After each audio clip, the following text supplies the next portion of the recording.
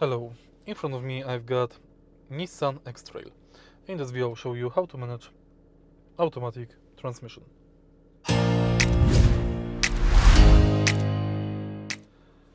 In the beginning, take a look in the center of the car.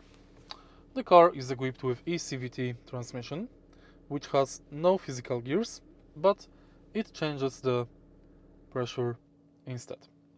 In order to manage it, press the brake, and now press the button located on the left side of the transmission, shifter, and push it downwards to select the drive.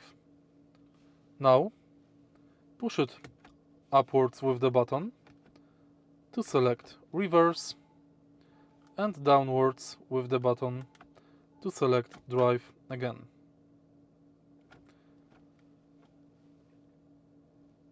If you press it again downwards, you will enable the B mode, which is great for regenerative braking, for example, if you're driving downhill.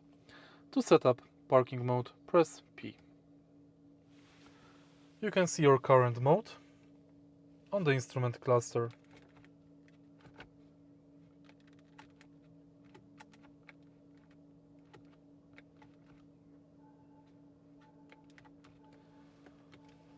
If you found this video helpful, please leave a like, comment and subscribe.